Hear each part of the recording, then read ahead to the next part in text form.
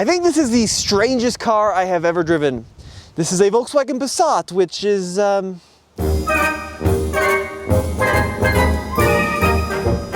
except it's not just any Volkswagen Passat. This is a Passat with 8 cylinders, all-wheel drive, and a manual transmission. And it sounds like this.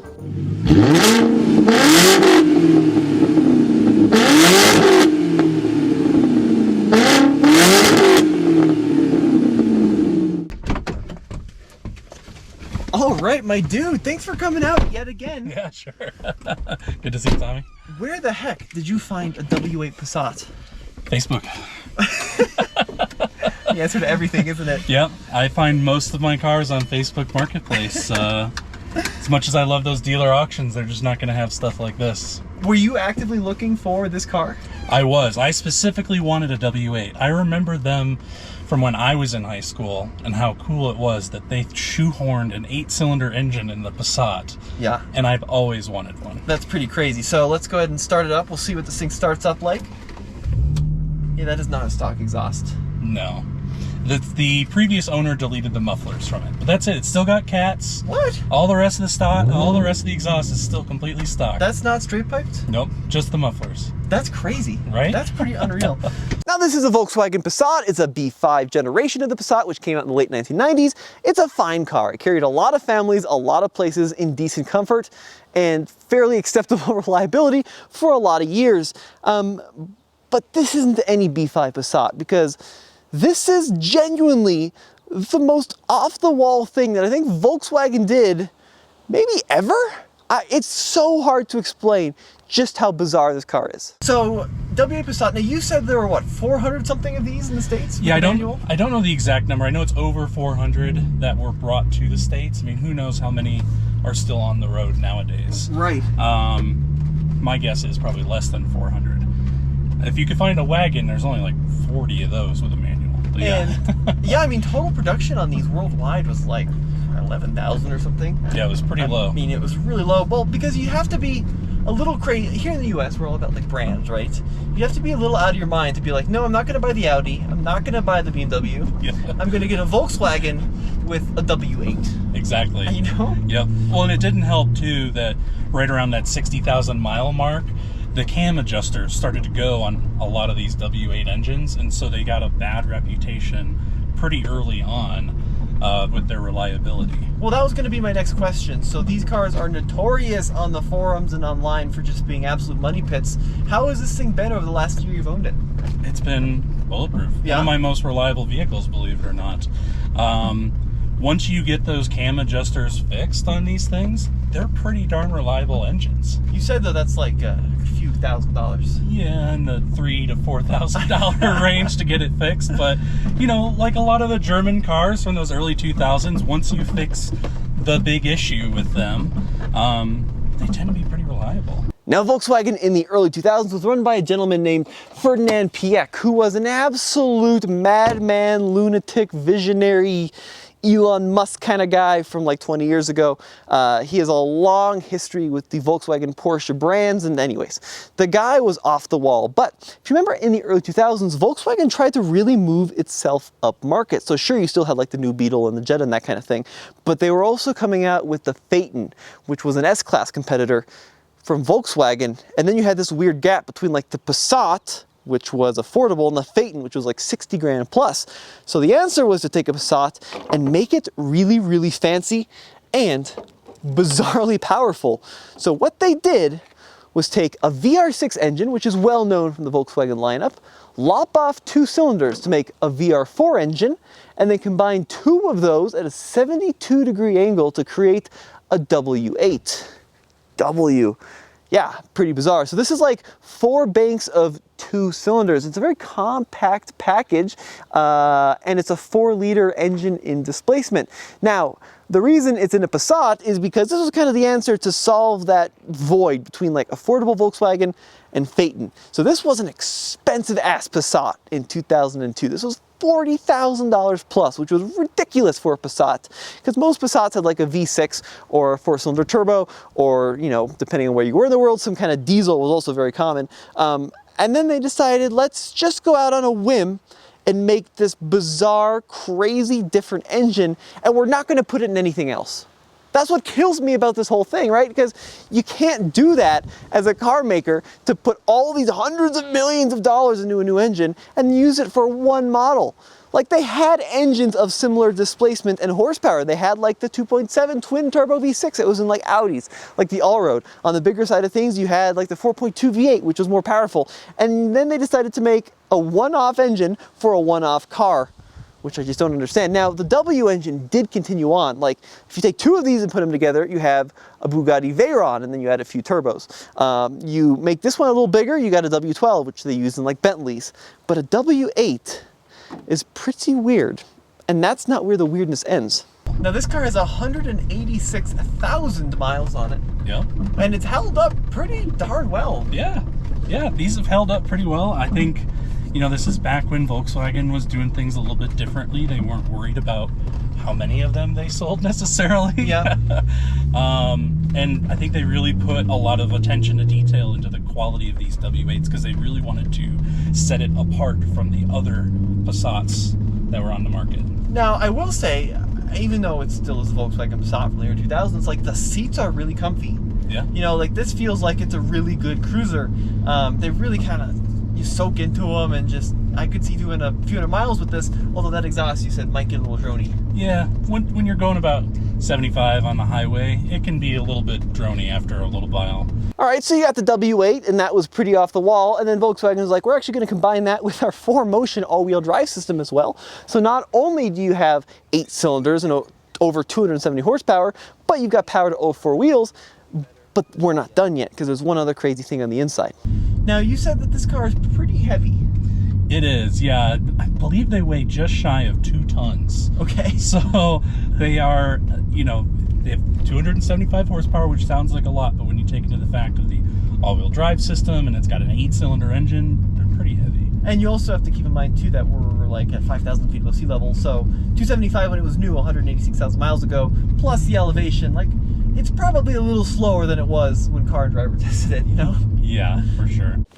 They then decided to option it, even here in the US, with a manual transmission, a 6-speed manual transmission, which I just think is the coolest thing. Now, the owner, Brendan, tells me this was exceptionally rare. They only brought like 400 or so into the States with the stick. And if you got a W8 in a wagon form with the stick, well, those are more like 40 here in the States. So those are exceptionally rare. I cannot believe I'm driving a manual transmission in a 8-cylinder powered Volkswagen sedan. That's a pretty bizarre experience. Yeah. Yeah, I think they definitely geared these a little bit more towards the luxury side, and like to make it more of a comfy cruiser. Yep. And that's why you see that the manuals are so rare, because most people that were buying these wanted a good road trip vehicle. It is very, very soft, though. It is. You know, I'm not sure, like you said, I'm not sure I'd want to go hustle this around like a super twisty road, but we're on a pretty rutted out, you know, dirt-packed road here, and it's very, very smooth. All right, here, we'll go to the pavement. Yeah. Mind if I downshift it in a second? Go for it. And we'll listen to that V8 sing here. All right, so 2,000 RPM. Bring it all the way out. Wow, it sounds like There an you F1 go. car. Right. It's just such a distinct sound. There's really nothing else out there that I think sounds quite like this, to be honest. That's crazy.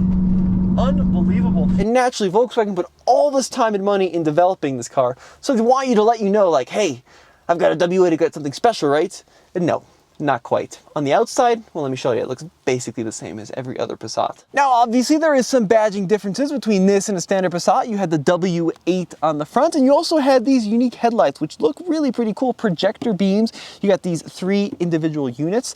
I kind of like the look of these headlights a lot. You also had special wheels, badging out back, and then quad exhaust. Now, these ones are a little bit bigger than stock because the previous owner removed the mufflers, but once again, very subtle, very under the radar. Now, naturally, if you're spending 40 grand plus on a Volkswagen Passat back in the early 2000s, you'd expect some nice luxuries, and Volkswagen's answer to that was leather over everything, and then acres of like this walnut material. So it's on the door, it's on the dash, it's on the other door, it's even on like the door pole on the other side. So lots and lots and lots of walnut. Even the original shift knob, look at that. Pretty bizarre, isn't it? That's crazy. But it actually the interior's held up really, really well. It looks quite nice, and it's got some interesting gadgets and gizmos, like you can take the key, stick it in the door, and twist it, and then you could lock out your trunk from like valets, which was a nice touch. And my favorite feature is actually up here on the dashboard. Now you're right, it is not very quick, right?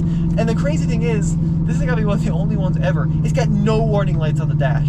Like no check engine, no power steering warning, no emission system warning, nothing. This thing's in good shape. The W8 had special gauges. They look really, really good, but check that out. 180 mile an hour speedometer. 180 in a Volkswagen Passat. All right, there's 3,000 full throttle. Does sound really good. Wow. It doesn't get old, to be honest with you. Wow. Yeah. The other thing too about this engine, so not a huge amount of straight line performance, but it is very smooth. It is. You know, compared to like a V8, there is no movement in anything when you really hit the throttle. It just is smooth as silk, which is very cool. I think that's kind of what these W engines in general are known for. And this was, you know, kind of experimental back in the day with Volkswagen letting everybody that wanted to buy one of these be the beta tester. Right. So the first gear is very short. Yeah. Second gear is pretty long. So I was reading some reviews and that's true. So first gear, you really move, and then it's kind of a big gap in second. But the manual feels pretty good.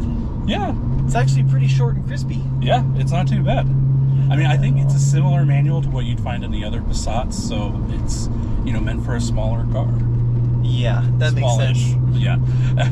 This Volkswagen does have an aftermarket head unit, but we do still have some cool original buttons like the heated seat switch, which are 5 positions. 5! So you can really dial in how hot or cool you want your butt to be. Plus, it actually even has electronic stability programming, which is pretty cool.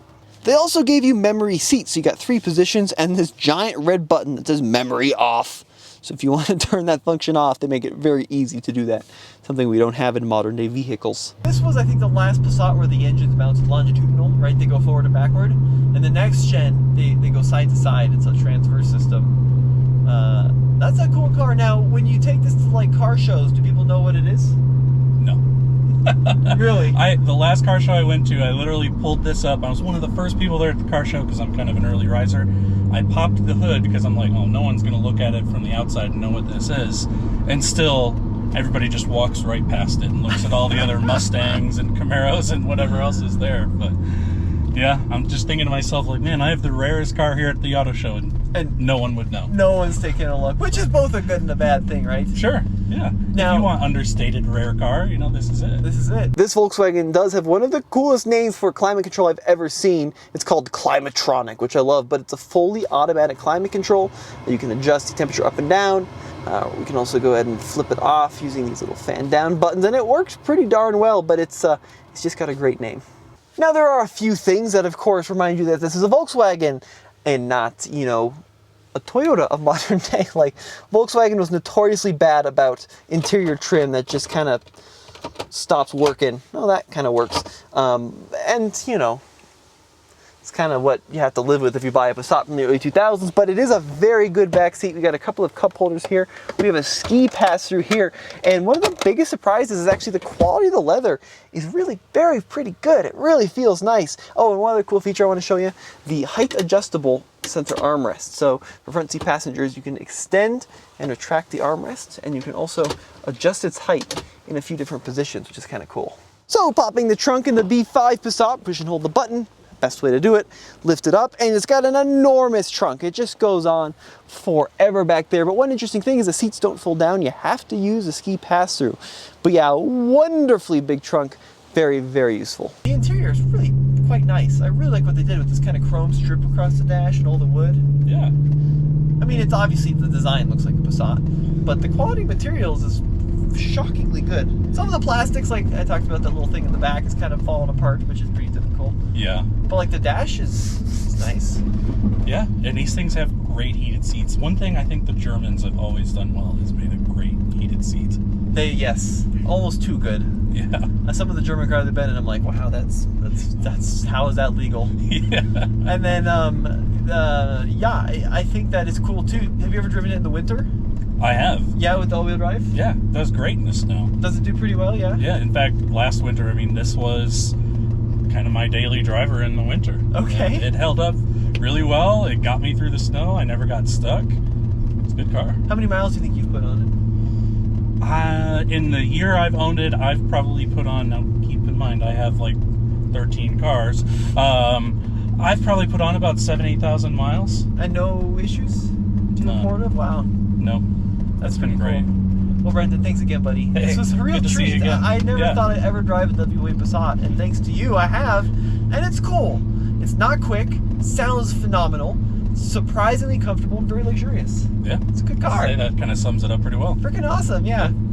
Now the values on these weird and wacky W8s, they're kind of all over the board, from like a couple grand to like 20K plus, Brendan was saying, for a desirable wagon with a manual transmission. So it really depends. Now, of course, reliability does still scare me a little bit, although Brendan has had very good luck with this vehicle, but definitely something you need to keep in mind.